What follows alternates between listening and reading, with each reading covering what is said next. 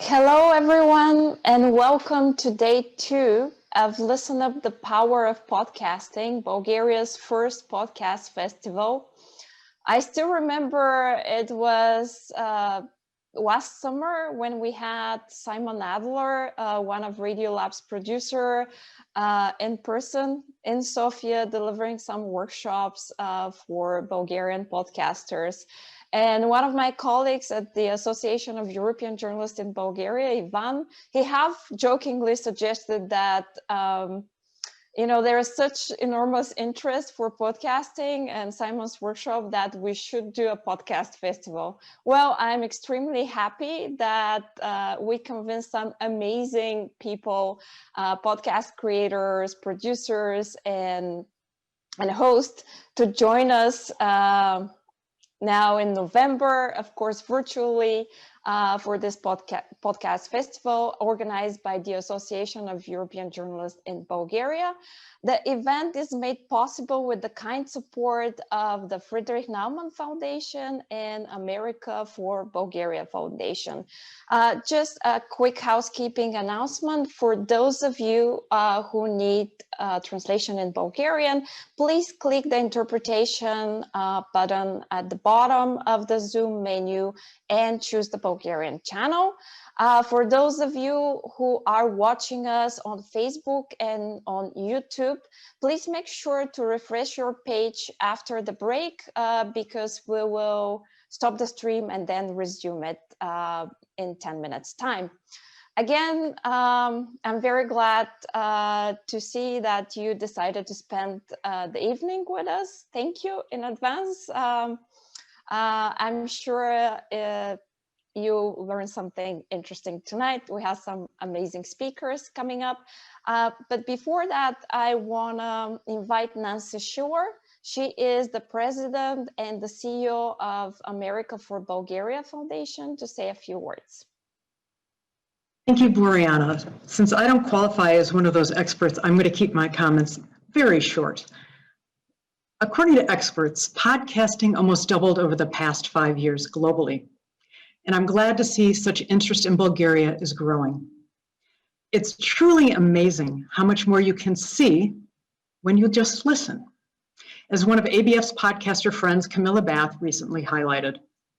Like many Americans, my first awareness of the term podcast and its power to engage was in 2014 with Sarah Koenig's Serial. My husband and I were driving from our family's holiday gathering in Chicago back to our home in Virginia. Now the drive takes 12 hours, that would be on a good day, and listening to the Serial podcast made the drive pass more quickly and gave us a topic to discuss and debate over the stops along the way. Through podcasting, the craft of storytelling is made more powerful and accessible. And there are two concepts I associate with podcasting, and that is freedom and connection. Freedom to produce new, creative, independent, and cost-effective content. And for us listeners, the freedom to listen at any time, any place. You build a connection through authenticity, bringing your unique voice to a topic that may just capture the interest of hundreds, thousands, or millions of listeners. Who would have thought that a 15-year-old Baltimore murder case would hold the interest of millions of people over 9 episodes? The possibilities for storytelling are endless, and I hope more Bulgarians find this medium an avenue to inform, engage, and share their creative talent and expertise. Thank you to our friends at the Association of European Journalists and to the international panel of experts for making this webinar possible. I wish you happy listening and continued good health. Thank you. I'm Peter, and I will be your host for the next hour as we talk to 3 exceptional journalists about the rise of news podcasts. A few housekeeping tips before we begin. As with the previous talk with Gregory, please use the Q&A section to send your questions, and the panelists will have a chance to answer them towards the end of the conversation. And for those of you who need translation in Bulgarian, please click interpretation in the meeting menu and select the Bulgarian channel. Also, use the hashtag ListenUp and the hashtag Podcast Festival on social media if you want to share your opinion on how we're doing and the discussion. So on the panel today, we have Katy Lee, co-host of the Europeans podcast. Hello, Katy. Hi, really nice to be here. Hey. We also have Andrew Gray, EU editor at Political Europe and host of their weekly podcast, EU Confidential. Hello, Andrew. Hi there.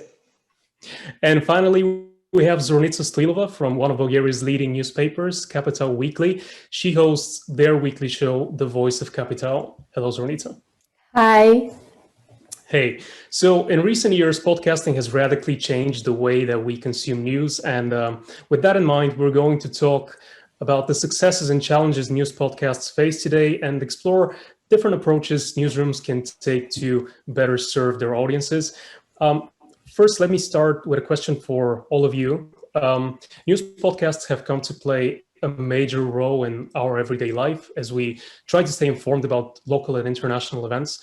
Many people choose this format over print and television news. And in your opinion, what makes news podcasts so appealing to audiences? And why do people listen to your show specifically? And Katy, let's start with you, if that's okay. Yeah, so with our podcast, The Europeans, I think it's managed to build an audience because it fills a gap in the market.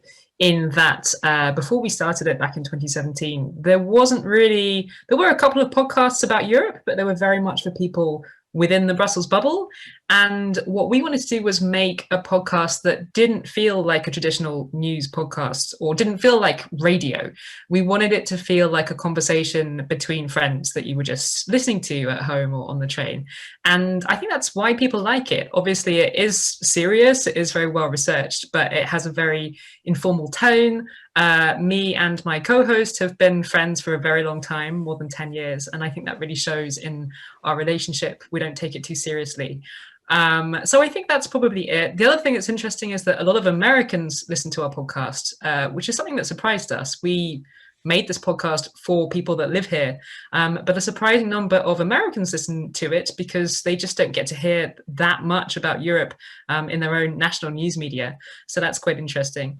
I guess in answer to your first question, Peter, about why people choose this format over print and television, I have a very boring answer, which is it's transport, right? I mean, people want something to do to keep them busy while they are on the train or on the bus to work.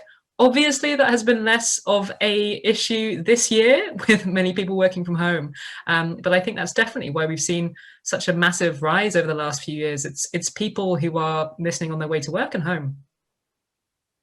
Excellent. And Andrew, what about you? What do you think makes news podcasts so appealing? And why do people tune into your show specifically?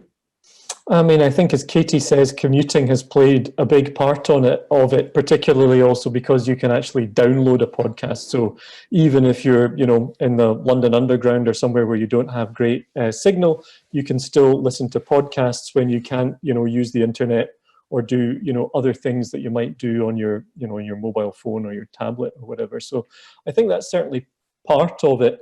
I also think just we spend so much time looking at screens now. Certainly I find that I just don't want to look at a screen after a certain point. And so there's a lot to be said for just giving your eyes a rest and listening to something. I think, one of the things about podcasts, that informal tone that Katy talks about, is also just really appealing to people. I think, some of the traditional ways of news presentation look a bit old-fashioned now and sound a bit old-fashioned, this very kind of formal approach. And I think people enjoy that more informal style.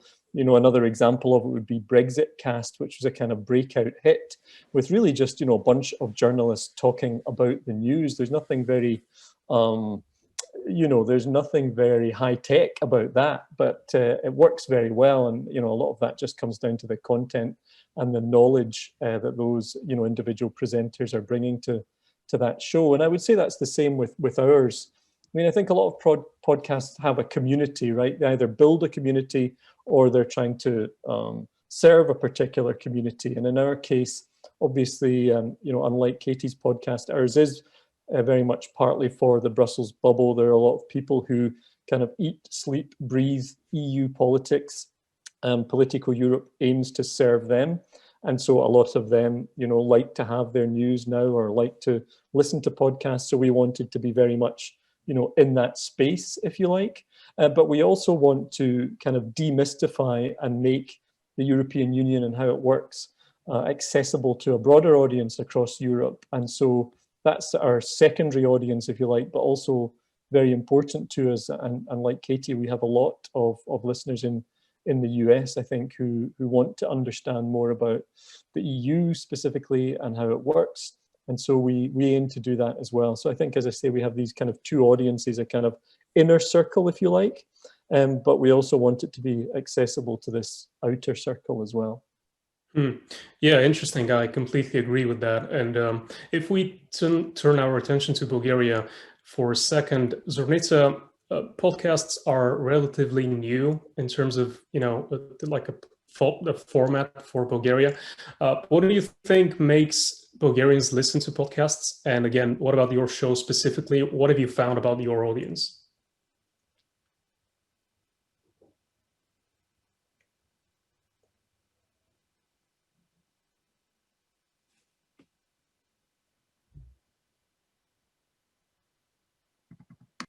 Sorry, I apologize. I really thought that I was unmuted. I'm sorry.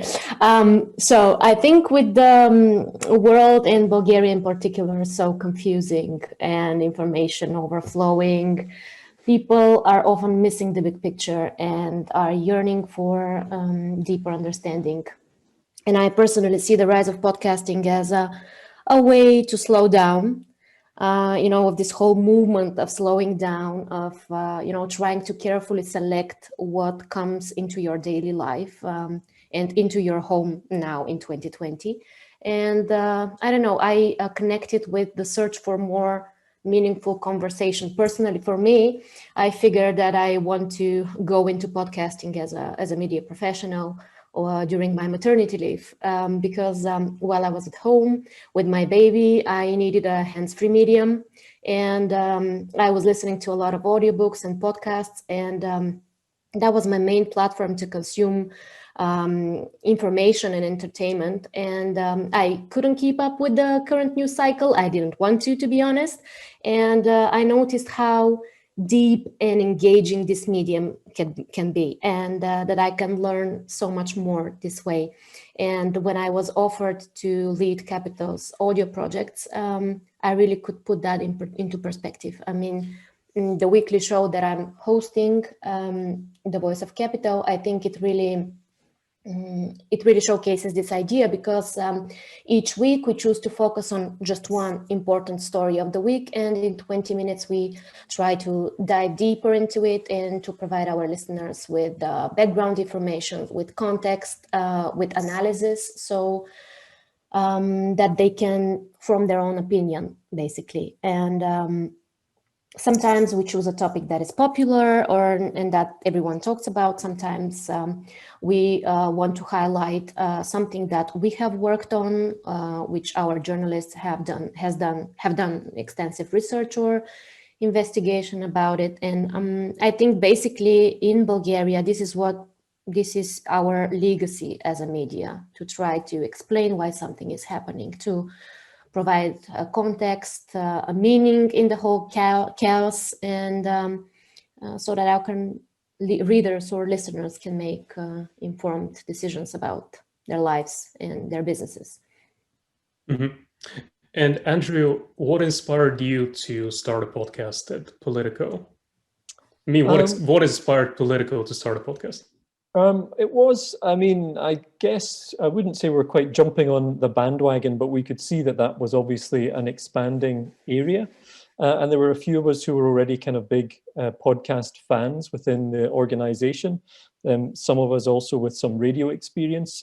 I have some of that. It's so long ago, though, that I was using a white pencil to cut tape when I was editing radio, that most of you won't have any idea what that is.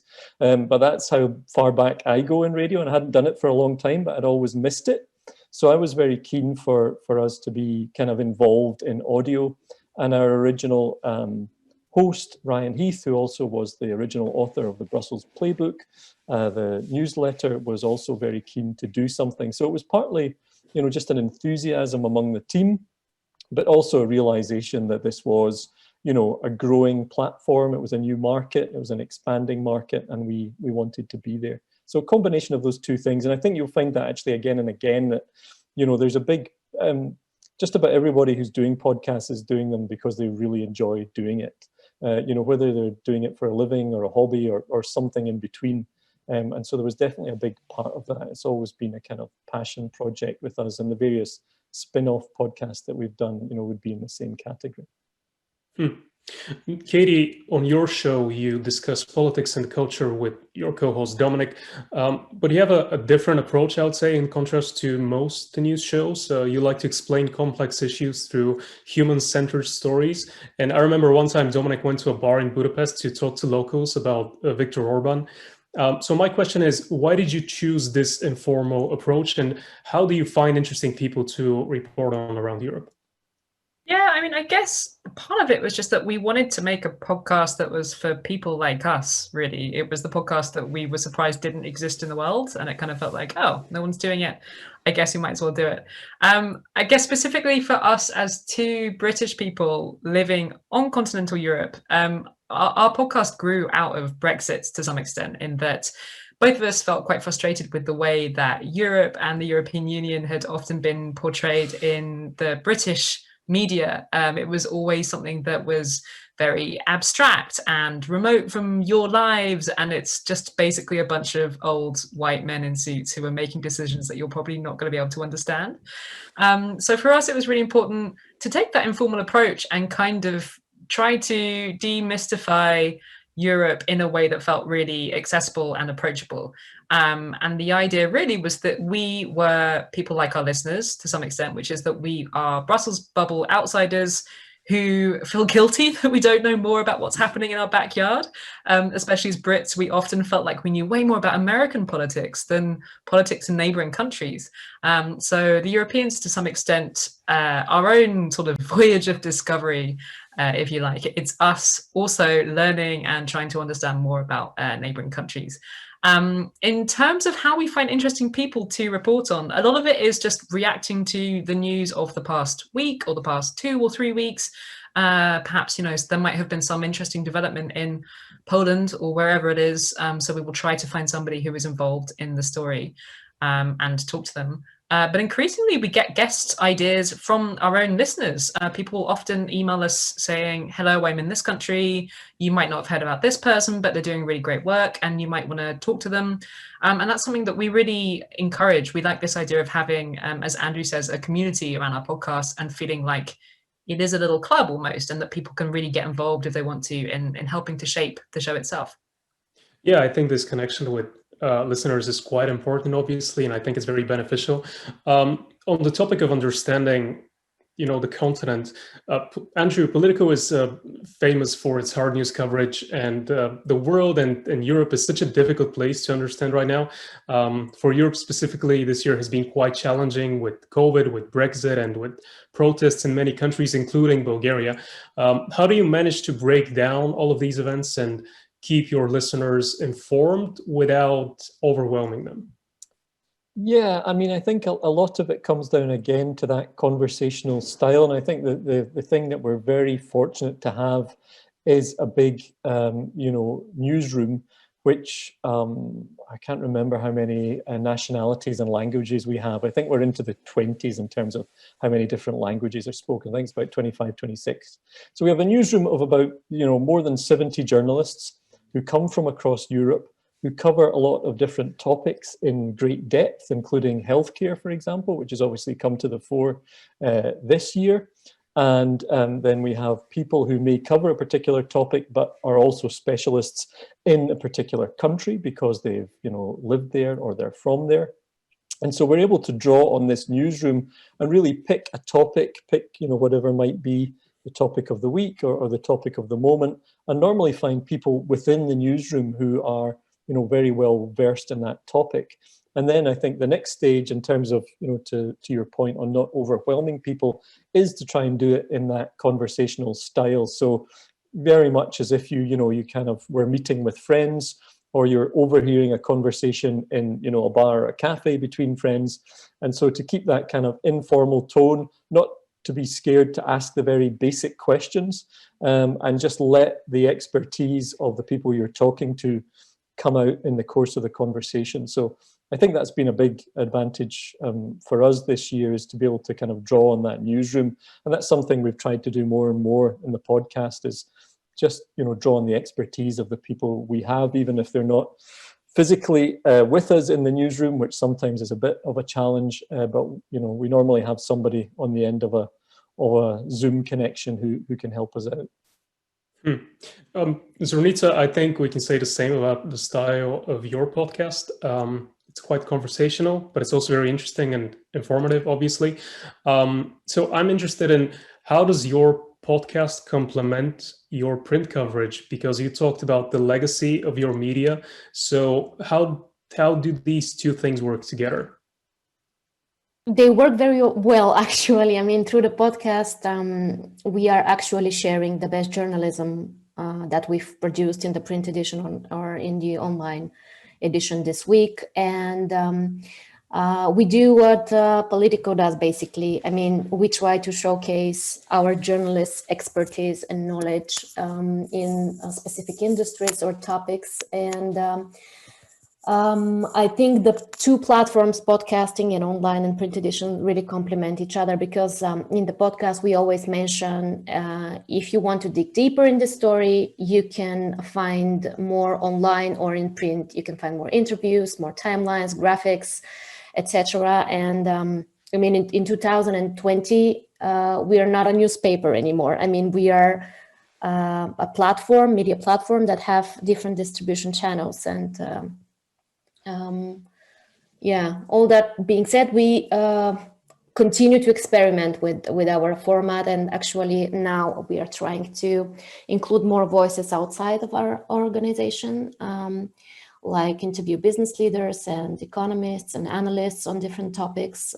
We also try to do special episodes like audio features and narrative series on specific topics, where we try to tell the story from multiple angles and viewpoints. And the most recent example I can give is with an episode about Bulgarians coming back to Bulgaria because of the pandemic, and what can we do to make them stay, because you know that Bulgaria is a classic example of a brain drain country, and we lack professionals in critical areas. So we really tried to look professionals who have come back to Bulgaria because of a reason related to the coronavirus, and ask them what brought them back, then if we can do anything to make them stay. And you're probably the first large media with an audio team. And you also have two other podcasts, I think, including one which is targeting children, talking about money. It's an educational show. Can you talk a little bit about that as well? Well, we are a business media. We are focused. We try to tell, business and economy stories, basically. And we thought that podcasting is a good way to find new audience as well, which we did according to the statistics, actually. And if you want, I can show you one slide about our demographics. It's the Voice of Capital demographics, actually, but just a sec.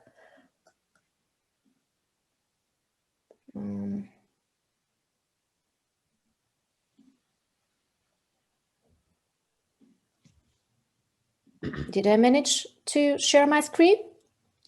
I don't think so. I'm sorry. Can you tell us what's in the graph? Yep. It's always do it like it's audio Zornitsa. Just have to describe it. Yeah. Okay, I'm sorry. Well, the majority of our public is of our listeners, according to Spotify, is between the age of group of 28-34. And we also have a large proportion who are 23 to 27 years old, or even 18 to 22. So that's a bit different from our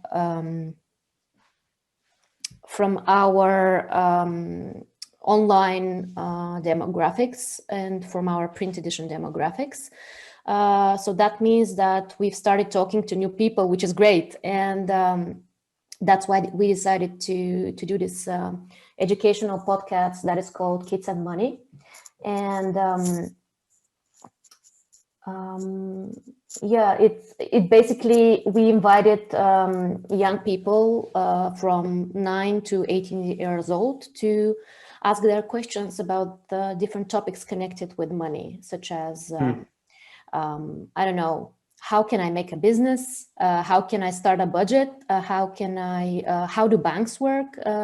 And they, fill the shoes of a journalist in one episode and ask a business leader from the country those questions. And we actually challenged the business leaders of our country to, explain to children what they do. Interesting. And it was a huge hit, yeah. Yeah, I don't think many shows do this. I don't want to talk too much about the pandemic, but it's kind of difficult not to talk about it. Katy, many people have found this year quite depressing and have chosen to stay away from any news coverage, including myself, I must admit, in some periods. Have you noticed anything like this with your audience? And do you benefit from the fact that you take a more informal approach on your show? Yeah, I think we do. We were expecting to see a massive drop because, both my co-host and me personally, we were listening to fewer news podcasts ourselves. Neither of us were really traveling to work anymore. And it was just, there was such fatigue and, it was really nice to get away from the news. So if I was listening to anything personally, I was often listening to comedy or things that were really completely unrelated to the news. So yeah, it was surprising to us that we didn't see a big drop or really any drop at all. We've seen a boost, if anything, in our listenership over the past few months. And I think that is partly because we took this very clear policy to say, okay, we're not going to talk about coronavirus on this podcast. You can hear about that anywhere else. We're going to have a sort of a ban on the C word, as we called it. Previously, we banned Brexit talk. That was the B word, because similarly, you could hear about that anywhere else. And we decided, okay, let's do this with coronavirus. We will talk about the news. We will talk about serious topics, but we will talk about the things that probably aren't getting as much attention as they would normally because of everything that's happening with the pandemic. And I think people have really liked that approach to some extent. The other thing that we do that people have always liked, it's always been a very popular segment, is Dominic likes to end every week's episode with a positive story, a happy ending. And that has definitely done a lot to cheer people up. So it's often something very silly. It involves animals and people finding weird things with metal detectors on the beach. It's just something to make people smile. And I think people have really enjoyed that over the past few months. And Andrew, what about you? How do you deal with this situation, and how did the pandemic, impact your workflow and the way you sort of approach the show? Yeah, well, we kind of went in the opposite direction, really, in that we felt, we were also worried about audience. I really thought, a lot of our audience is commuting, particularly, people commuting in and out of the Brussels bubble. As we know, there's a lot of moving around within the EU between Brussels and Strasbourg, people going back to their home countries from Brussels every weekend or every Thursday afternoon or evening or whatever. And then, of course, you also have an audience that, listens in the gym, that kind of thing. And of course, all of that kind of disappeared, as we know, almost overnight. But we also were pleasantly surprised to see that people still found time to listen and seemed to listen in even greater numbers. But we did feel that there was an opportunity, that this was such a massive story, a kind of all-encompassing story, that it was going to dominate the regular podcast if we just talked about coronavirus every week. So what we did was an extra program, which we put out on a Monday, normally kind of late Monday afternoon or Monday evening, which was very much focused on that. And again, we were fortunate because we have an in-house team who cover health and who cover health at EU level. So suddenly that became incredibly relevant. And I think one advantage of the pandemic for podcasters is that there's a lot of people stuck at home and you can get them on a Zoom call and talk to them, and that includes experts, you know, so epidemiologists, you know, virologists, people who are health policy experts. So during the first lockdown, we did these extra podcasts. So we went from 1 show a week to 2 shows a week, with one which was really coronavirus focused. And I think then that allowed people to choose. If you want a dose of coronavirus, but done in the way that we do it, it was there for you. If you wanted a more, you know, more mixed program, we were going to do that for you as well. So we did stop after the first lockdown. It was a huge challenge. I mean, I have many other hats to wear, as well as kind of podcast overseer and co-host. And so everything takes longer when you're trying to do it from home and you're not all in the newsroom together. But it seemed worthwhile. And I think people certainly the feedback was positive, and people enjoyed that and got into the rhythm of twice a week, the people who wanted to have something extra, maybe because they had more, you know, time they were looking to fill. You know, they had 2 podcasts a week instead of 1. Yeah, and I think in these times, probably people realize more and more the value of good journalism, because it's, you know, so many things are happening. We live in a crisis, and this leads me to the question: how can journalists and media organizations around the world sort of improve their audio storytelling to better serve their audiences? Katy? Just unmute myself, sorry. Yeah, really good question. I guess one of the things that is kind of noticeable is that a lot of people have moved from print into making podcasts, news podcasts. Obviously, newsrooms are dominated by hard news journalists. So a lot of us are print people who have sort of made our way into audio. And I think we could probably be a bit more imaginative en masse, all of this. I think we could push the boundaries a bit more. There was a lot of creative people working in the audio industry, but they don't necessarily work in news podcasts. But the potential is there to do hugely creative things with audio and really play with sound and create these sort of immersive experiences for people. It seems like there's a lot of untapped potential there. I'm thinking a little bit about podcasts like, I don't know if any of you have heard the podcast Have You Heard George's Podcast? It won a bunch of prizes over the last few years, including for Best Current Affairs Podcast. And yet it doesn't feel like a current affairs podcast because the format is so groundbreaking and creative, and it incorporates spoken word and fiction and all of these different things. And yet it is a current affairs podcast. It talks about the criminal justice system and racism in Britain. It talks about lots of different things. Now, I'm not suggesting that every newsroom should try and make like a spoken word podcast and do all of these crazy things. But I do think we could be a little bit less stiff, and that we could exploit all of that creativity that exists in the audio industry at large. And Andrew, what about you? How do you think what more can you do to better serve your audience? Yeah, I mean, I think we are restricted in one way at the moment because of the pandemic. You know, I think we would be getting out of the Brussels bubble and getting out of the political world much more if we could. You know, I would love to have, we did something online which we didn't really just have the time or resources to kind of replicate in the podcast. But I certainly felt that obviously one of the dangers of this pandemic is that we all retreat into our own bubbles, right? The communities that we have, the friends that we have, and that's great.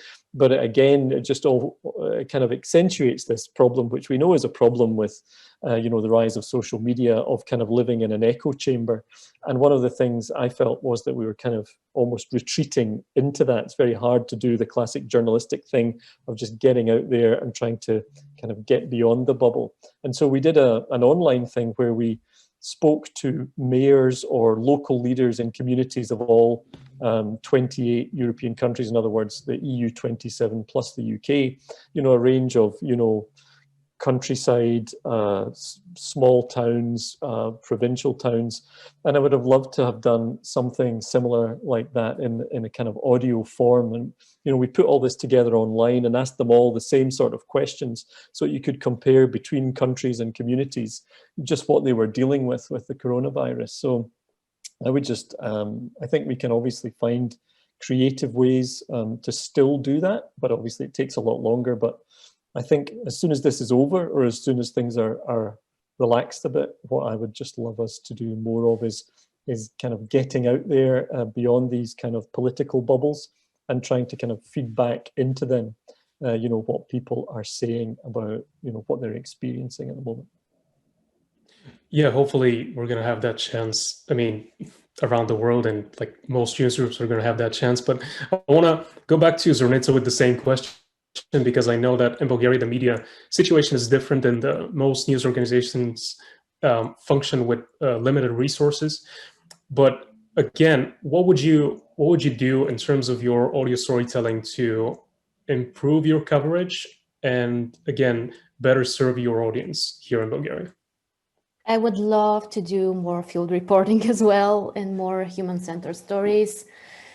I love what Katy and Dominic are doing with often inviting their guests by recommendation from listeners, and I think that's awesome. And I think actively seeking feedback and nurturing relationships with the audience, it's something that we would like to pursue as well.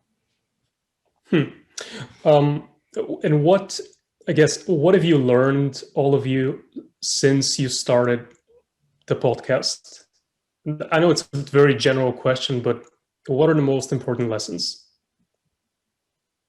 Katy, first. I guess the main takeaway is a huge amount of work, especially if you're not doing it with the support of a large news organization. I mean, ours is still, people often say, oh, where's your studio? And my studio is my bedroom, and Dominic's studio is underneath his stairs. It's really, it's a lot of work to do, especially as an independent passion project. Not that we don't love doing it. We wouldn't still be doing it if we didn't love doing it. But it is a huge amount of work. And even if you are part of a large news organization, it's a lot of work, the consistency, churning out an episode week after week or day after day in some cases. It is a lot of work, and building that community and keeping that community, especially as things get more competitive and there are more and more things competing for the attention of people's ears. I guess the other big thing I've learned is that people have a more personal relationship, perhaps, with their favorite podcast hosts than they might do with a radio station. And we often get these really nice messages from people saying, oh, it feels like we're friends. And that's really, really nice, actually, and something that I really wasn't expecting.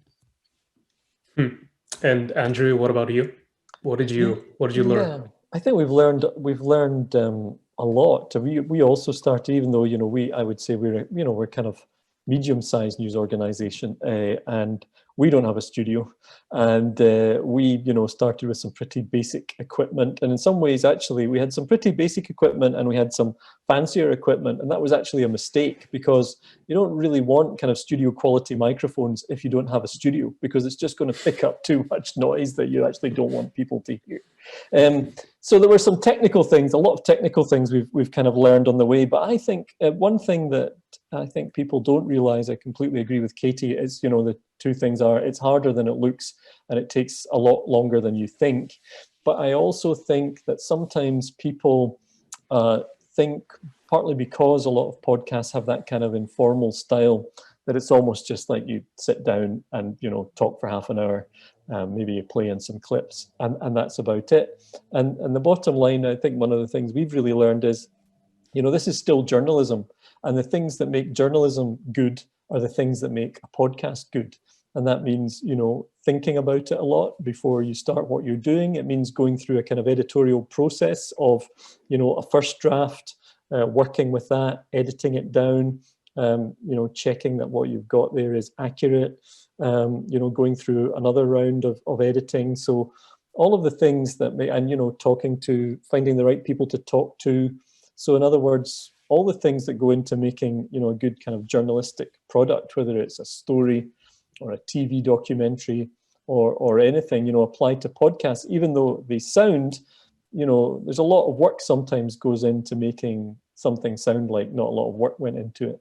And I think that's the thing that we've really learned, that even though this is the tone may be different, the style may be different, it's still a journalistic product, and it still benefits from the kind of rigor that goes into just about any journalistic product. Doesn't mean that it shouldn't be fun to make or shouldn't be fun to listen to, and in both cases definitely should, but you know, there's a lot of work that has to go into that, including just good old-fashioned journalistic thought. One thing, just picking up on what we talked about earlier, and Zornitsa mentioned the kind of relationship between, you know, the podcast and the rest of what, for example, we do at Politico. You know, we have obviously, we're mainly a digital news service, digital publication, and we also have a print newspaper. I think when podcasts work really well for us, sometimes there's a kind of virtuous cycle. So something that will come up in the podcast discussion may then lead to a story. So one of the things, you know, the format of our podcast is generally to have our Paris correspondent, our Berlin correspondent, myself, and somebody else, most often from the Brussels newsroom, as a kind of weekly panel, and to have a discussion about, you know, some of the big topics of the week. And sometimes, and the idea behind that is obviously that's how the EU works, right? It's partly feeding in from other places, and it's partly what happens here in Brussels. And one of the things that's been interesting is sometimes those discussions have led to story ideas that have then become online stories, you know, that we've published. And sometimes, you know, we might see a piece that's been published and think we could do something there for audio, or this is someone who's already been covered in a story or mentioned in a story, but they would be a good interviewee for us. So I think that's one of the things we've also learned, is that there can be good, you know, synergies within the whole organization from doing podcasts. Yeah, and it's so interesting that right now there are so many ways to produce content. And I think in the past few years, we have talked a lot about building a healthy news diet. And we often speak about podcasting and podcasts as, you know, a part of a healthy news diet. But I just want to get your opinion on that. Zornitsa, what does a healthy news diet mean to you personally? Well, obviously, first, choosing the sources you trust is the most important one. I don't watch news on television, I have to admit. I like to start my day with morning briefings, one or two, New York Times, Politico, one of the Bulgarian ones.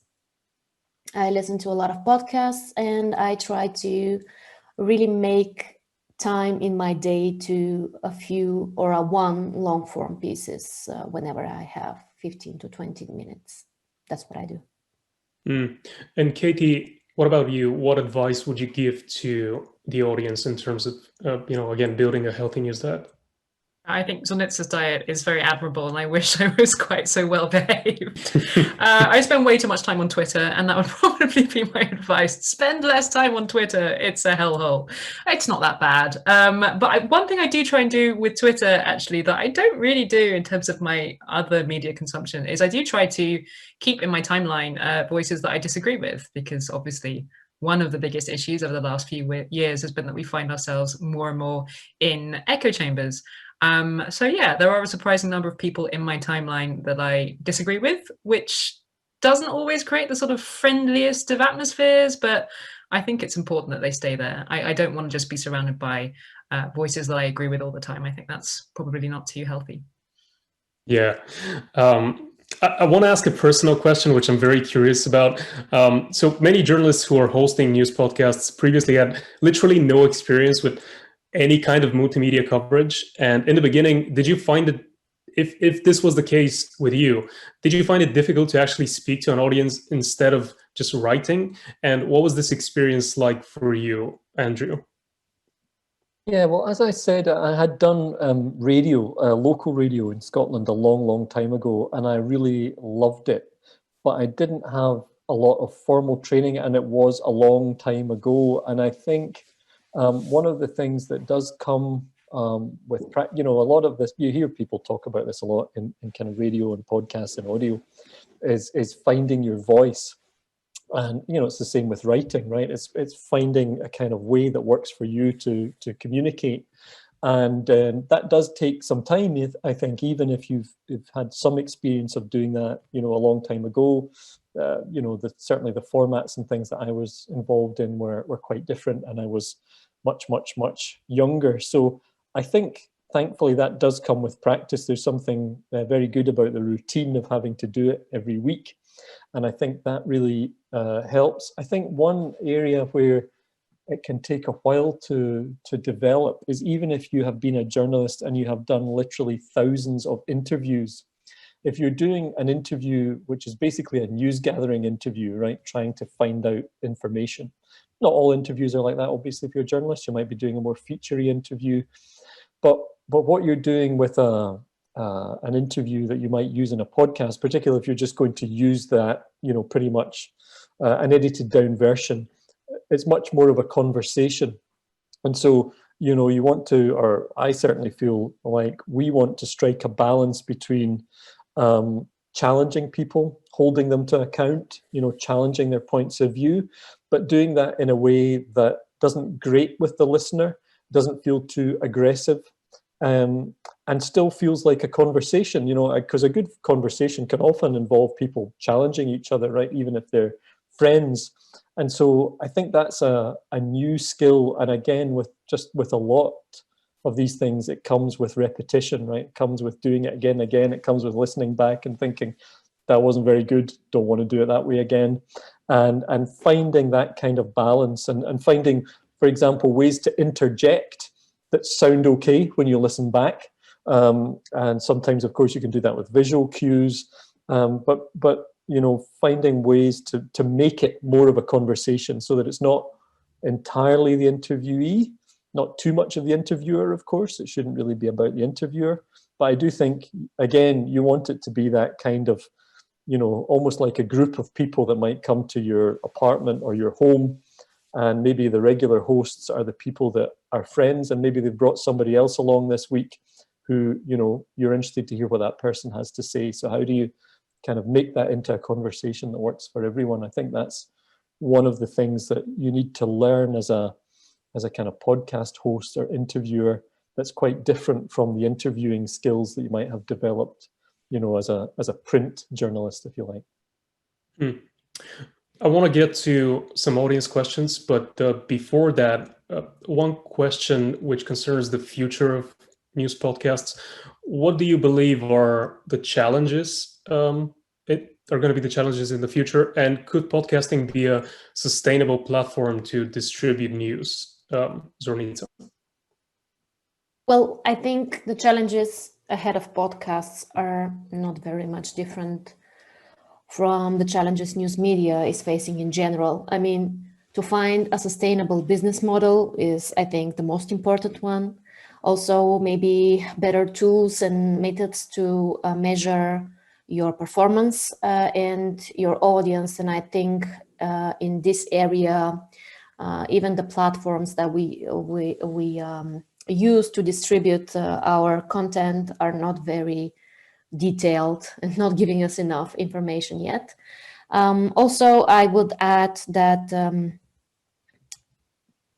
it's important for podcasts to stay a place free of fake news and partisanship, and to continue to be a medium that helps listeners understand, make sense of things, and not contributing to closing people in social bubbles and single-mindedness. Yeah, I think I'm optimistic about podcast being a sustainable platform to distribute news, because I think that the mantra that people are not willing to pay for content online is no longer true. And I think that given even the fact that so many podcasts now are out there are making a living through Patreon donations, and I think that this really gives me hope. And also advertising in podcasting is constantly growing year to year, because I think brands are also realizing that the value of deep conversation, and they want to take a part of it. Mm-hmm. And Katy, your podcast gets donations on Patreon, and with that in mind, are you optimistic for the future? Do you see this, this is a sustainable business model, and podcasting in general, again, as a sustainable platform to distribute news? Yeah, I think Zornitsa's totally right. The future is looking pretty okay. I mean, first of all, this whole idea of people not being willing to pay for content has kind of gone away, and we've proven that. People are very nice, and they are willing to support projects that they enjoy and would be sad if they disappeared. So I think things are okay for us personally on that front. And in general, across the industry, if you look at reports of what proportion of the population listens to podcasts, it is just going up and up and up every single year. And that is more or less across the board. Obviously, some countries have a more developed podcast audience than others. Some are growing faster than others. But in general, that is more ears for advertisers to put a message in. And the other thing is that people, there is some evidence to suggest that people respond perhaps more positively to podcast advertising than they do, just like a banner ad that you see on a website. You're more likely to take that message in, particularly because a lot of the time it feels like it's almost like a personal endorsement of the host, right? A product that is advertised on a podcast.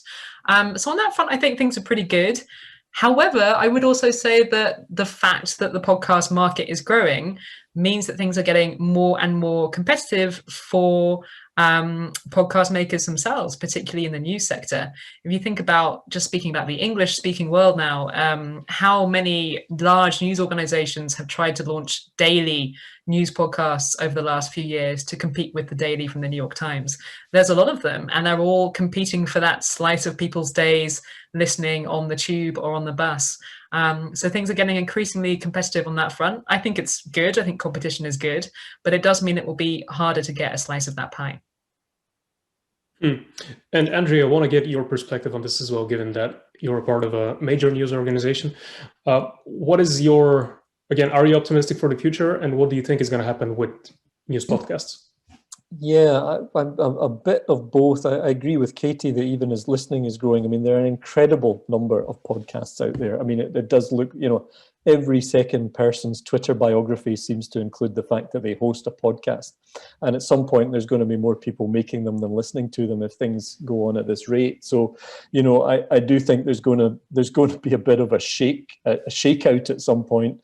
And you can see there's a bit, some of the money that's being paid at the moment for podcast companies. We know that Spotify's gone on this, amazing kind of spending spree, and others have done the same.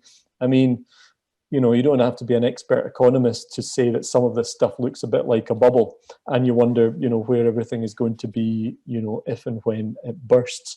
But I do think this is a medium that people are very attached to, and I don't think that's going to disappear. So even if there is, a bit of a shakeout, I still think people, as Katy says, feel a very personal connection to these podcasts a lot of the time, and I think that's really really helpful and will stand us in good stead. The other point, though, is technology benefits podcasts at the moment, but 5G will come along. People will be able to stream videos on their commutes, and that's going to be a new challenge. Suddenly, audio is not going to dominate that space as it probably does at the moment. So I do think there's potential. Sponsorship again is not unproblematic sometimes, because again, when people have this kind of personal connection to the podcast, they feel kind of let down perhaps if they don't like a particular sponsor that might be sponsoring a particular episode. So I think sponsorship is a good option. In some ways it can bring in a more kind of premium revenue than simple advertising. So that, I think, does have already is, a big generator of revenue for podcasts. The dynamic advertising that we're seeing with podcast advertising is another route that allows the kind of, micro targeting, obviously not unproblematic from a privacy point of view, but it is a potential, source of revenue. So, I would say the picture is mixed. There are definitely lots of encouraging signs out there, but there are also I think there's a few kind of, flashing lights on the dashboard as well. Thank you. Let's turn to some audience questions. And there are a few here. There's this interesting question from Irina Nedova. Podcast counts on individual consumption, and are you concerned that it might ruin the idea of common civil space, which in the pre-podcast social media era was the moment of synchronous listening of the news. She gives an example with War of the Worlds, Orson Welles' War of the Worlds broadcast. Do you think that in times of podcasts we will lack the broadcast, or it is completely replaceable? Katie? Yeah, what an interesting question. I'd never really thought about that before. It's funny, something that I've been watching a lot over the last few months, and I think a lot of people around in different countries have been watching, is politicians giving live broadcasts on Facebook, or statements that are sort of aired live on Facebook. And that was interesting, because to me, that feels like watching television, and it feels more like a communal experience than watching television, because you have people tweeting underneath and commenting on this in live time and live in completely live, and you can feel like you are part of a really live conversation about it. So obviously podcasting is a very individual experience, but there's always been individual experiences of consuming the news. I mean, consuming a newspaper at a quiet moment in your day is a very individual experience. So I don't feel like it has to necessarily ruin or destroy that idea of a common civil space. No, I think it can be complementary. A question from Nirvana. Aren't podcasts by design biased, since one host or a group of hosts are presenting an item through their prism? I guess this is a question for all of you, but Zornitsa? Aren't all media biased? I mean, you come from, certain, I don't know, set of values and principles, or even a statement mission as a media. Like, for example, we believe in the free market economy in our newspaper, and certainly some people with leftist view will be, I don't know, sometimes feel that we are not fair or anything, but just trying to include more voices in our podcasts. I think it's important to create that balance.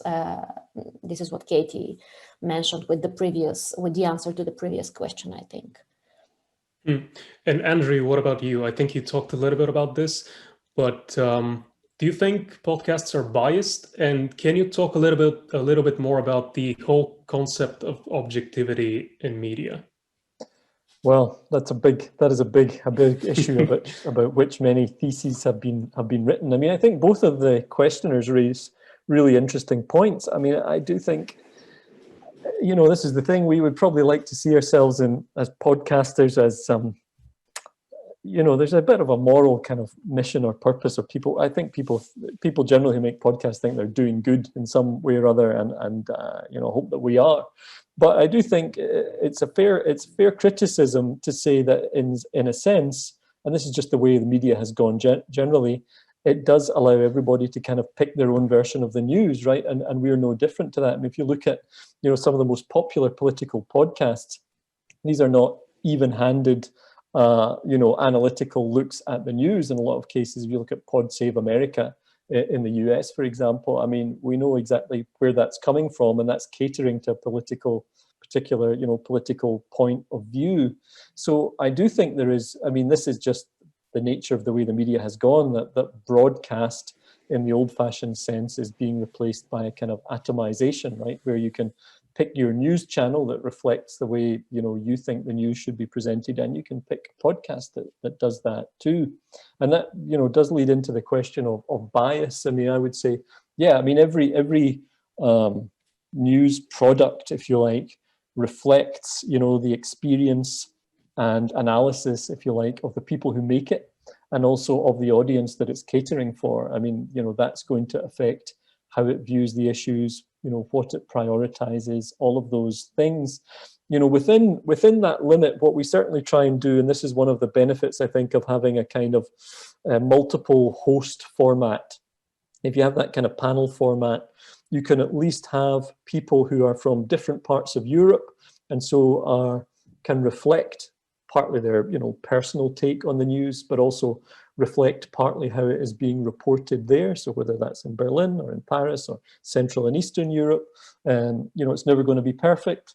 But I think, and that also helps if you also have kind of co-hosts with kind of different life experience and people who come at things from a certain direction, and you bring them together. Certainly the people that we have on our podcast have quite different backgrounds, but of course, different backgrounds still within a certain spectrum.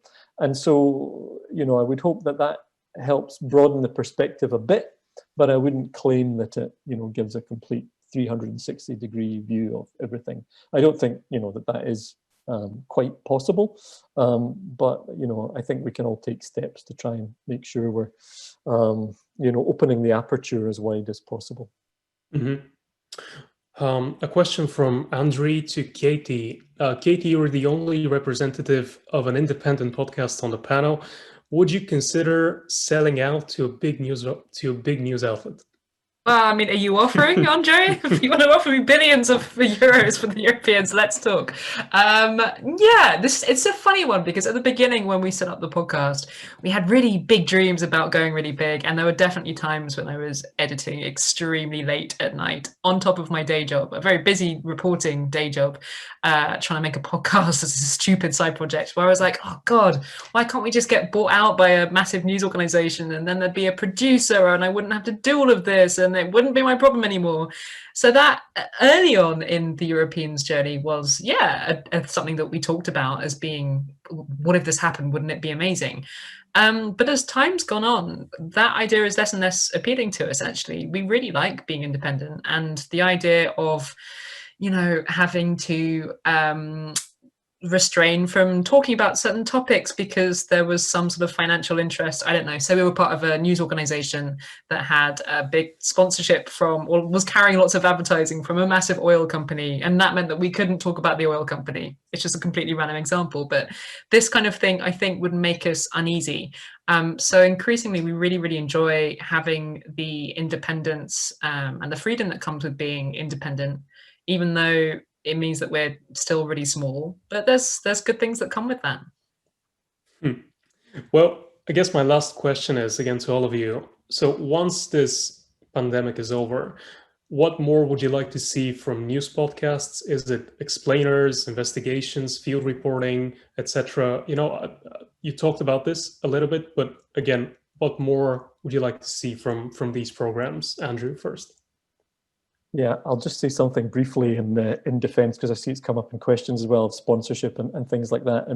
Even if something is sponsored, even if we have advertisers, we have total freedom to cover those companies, to report on them, to talk about topics that they wish we wouldn't talk about. So I don't think that has to be, necessarily an issue.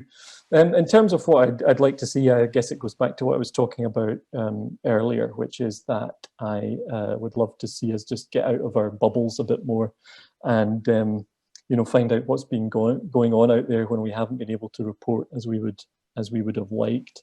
And then, I also would love to see more innovation, the kind of stuff that Katy talked about in terms of, trying new things in terms of sound design or storytelling, a more kind of documentary approach, if you like, to podcasts. But I think there'll always still be, value in just a bunch of people that you like listening to, and having the feeling of that kind of intimate sort of conversation with them. So I think that will stay, and I'm fine with that staying. But I'll be interested to hear what comes next. I'm sure there's lots of people, including people watching now, who've got some great ideas. Zornitsa, what ideas would you work on after this? Again, after the pandemic is over, or what would you like to see from other news shows? In Bulgaria, it's still pretty young, podcasting. So I think we have many directions to go to. And but I really like to see more field reporting. I really want to like to see the art of conversation, back in our newsrooms and back into journalism. So that's definitely that, and more human-centered stories. I really liked Katy's approach, and I think we are missing that in our media landscape in Bulgaria. And Katy, what about you? What is sort of the first thing you're going to do after COVID is over? Oh, wow. That's one question. I guess whatever's possible. I mean, if we had the money, the thing I think is really missing in Europe is these kind of like big blockbuster narrative journalism series that are produced in America, you know, stuff like Serial, stuff like S-Town. But that stuff is incredibly expensive and it doesn't feel quite like anyone in Europe is willing to put the money into it. I'd love to make it if anyone would like to give us the money, or somebody else should be making it. But I think that's the thing I would love to see from Europe, is this really sort of really deeply reported, extremely expensive and time consuming audio journalism. I'd love to listen to it. I hope that's going to be possible. Well, thank you, everyone. Thank you, Katy, Andrea, and Zornitsa, for this wonderful discussion. It was an absolute pleasure. And I hope for Katy and Andrea that we can meet here in Bulgaria, hopefully soon. And thank you to all of our audience. Don't forget to join us again tomorrow when we're going to talk about investigative journalism and podcasting with reporters Maeve McClanagan and Paul Caruana Galizia. Same time, same place. It was a pleasure for me to be your host for the past hour. And yeah, see you soon. Thanks, everyone. Peter. Thank you. Thank you.